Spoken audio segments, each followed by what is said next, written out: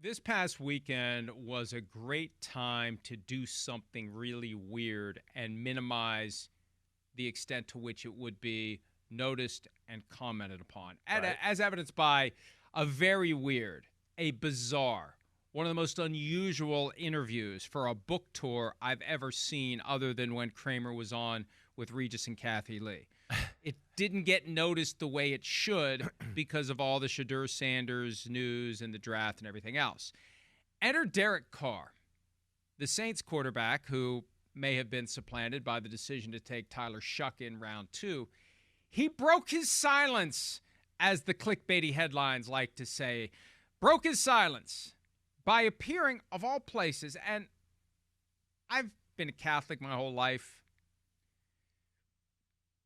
Mass is a very specific, structured, no-nonsense, very few deviations from the script. Right. So I'm not familiar with how it works in other churches, but apparently, as I've seen in the past, it can be stand-up comedy during one of these 2-hour church services. I guess you got to have all sorts of stuff to keep the people awake. And I know how hard it is to stay awake during Mass for an hour when you know all the stories and you know how the movie ends, right? I say all that because Derek Carr, as part of a 2-hour church service in Las Vegas on Sunday, decided to riff on his health and to air some grievances about those, sounds a lot like Aaron Rodgers, who are lying about him. Here's a little of what Derek Carr had to say. Yes, I have to say this. I hate that I have to say this, but I have to say this. Yes, I have a shoulder injury, despite what ESPN says, and what some lady on a podcast might think. Okay, I have an MRI report to prove it. The team knows about it. We've been in constant communication. There's nothing wrong. We're figuring it out, and we're going to go forward with that. Is that okay? And I've been dealing with this, and I've been dealing with people lying about me. I've been dealing with them saying this and that, and I'm like, Lord, why do I have to continue to deal with this nonsense? Like, what is going on? And I say that to preface with, you never know what someone's really going through. Okay, I'll play the part of the Lord here. I know that's probably sacrilegious and will further cement my case for being sent directly to hell. Here's what the Lord would say to Derek Carr when he says, why do I have to deal with this? First of all, Derek, number one, toughen up, Buttercup. It's really not that big of an imposition on your life, okay? Number two, you want to know why you have to deal with it? There's about 200 million reasons why you have to deal with it. That's what you've made in your career.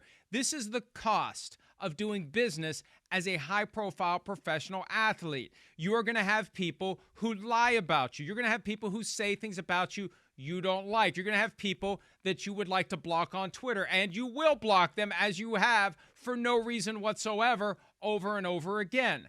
I am amazed at how someone could be at that level of athletic achievement and have made it that far and be so thin-skinned. I guess I'm not, because Aaron Rodgers is the same way.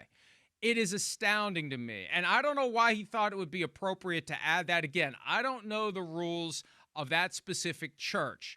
But you got to wonder whether or not one or two of the elders were kind of sitting there, feeling the way that some of the NBC executives might feel when you or I go off on some tangent, like, where are we going with this? And is this really, is there a way to bring this all home and make this all tie up to Right. why we're here? Right. Because it sure sounds like some of the 7 deadly sins are creeping around inside of Derek Carr. Well, I mean, hopefully there was a bigger message there at play. I know we. I listened to it. There wasn't. There wasn't. Okay. I listened to it. I know he ended it off there with hey, you never know what somebody's going through, and I thought maybe he was going to have some lesson to be learned from that, right? I know it was just, hey, here's all the stuff I've been going through. Well, yes, it was a little bit. Yes, I understand. I don't know if that's the place to do that. Let me just say this. Yeah, go Let ahead. me just say this.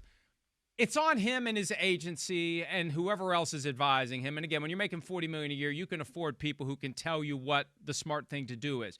You can't just drop this phantom shoulder injury out of the sky and have people not wonder what the hell is going on. And then stay silent for weeks and people wonder what the hell is going on. It's on you at some point, just like with Aaron Rodgers. When he pops up all indignant because people are lying about him, he created a vacuum. Derek Carr created a vacuum.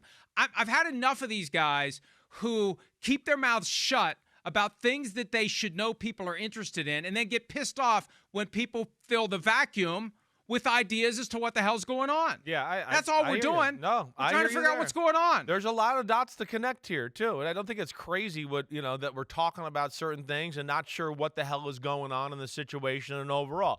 Now, I understand him being again a little sensitive here. I do. Hey, he wants to be a starting quarterback. He's hearing things about him out there. He's probably, who knows, maybe been told to be quiet by the team. I don't know.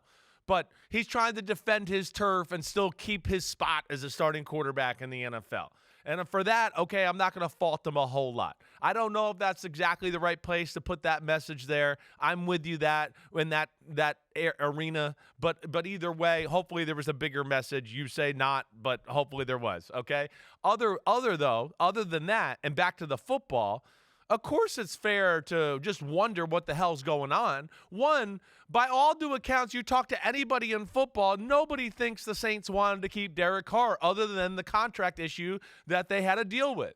And then, yes, as a quarterback, which are usually type A, like psycho OCD personalities, they're usually not, wait, the day or a few days before I got to throw or do workouts again, let me see how my arm is all of a sudden. Like, there's no way. Like, no way would Tom Brady go, I banged my shoulder in week 17.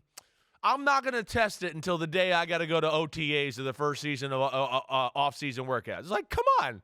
No great quarterback would do that. Nobody would do that. So, therefore, people like me and you question when we know they're also in the conversation for maybe drafting a quarterback, you start to go, what's going on here? Is he playing the politics of the position here? Is he putting public pressure on him? Is he trying to send a message? So we're asking those type of things. Yes, because it is big news. You're the quarterback in the New Orleans Saints. They were talking about drafting a quarterback, and the way it came about just seems a little weird. So that's why we talk about it, and he shouldn't be too offended in the fact that we want to give him attention because he's a damn good quarterback playing for the New Orleans Saints. When you are someone that is naturally going to attract attention and you supply nothing to explain the events that occur in your life, you are inviting people to speculate. And yes, that's right. You have no right to be pissed off when it happens because you've deliberately chosen to not put the message out there. Now, part of this may be on the Saints. That's right, too. David Carr, right. Derek Carr's brother, told it. And Jeff Duncan of the New Orleans Times-Picayune has an item that just delves into the weirdness that's going on between the Saints and Derek Carr. Yes. David Carr Most said the shoulder injury happened on December 8 when Derek Carr landed on his shoulder on the sideline in the game against the Giants. They never mentioned a shoulder injury. They had left hand and concussion on the injury reports the rest of the year. Never mentioned a shoulder. He says he has MRIs to prove it. The Saints could end up in a little hot water here with the league office. Not that they're unaccustomed to being in hot water with the league office, but there could be an injury report violation floating around in all of this. Not that the league ever does anything about it, except when they decide they want to do something about it. And so this idea, like you said, wait a minute, the injury happens on December 8, and nobody breathes a word of this shoulder injury until April? There's just too much about it that's weird, and too much about it when it finally lands that cries out for someone to explain it. And if no one who's in the know explains it, guess what those of us whose job it is to explain to the audience what's going on will do? We'll try to figure it out. Are we ever going to say, well, there's been no official statement from the team or the player, so we will say nothing about this at all?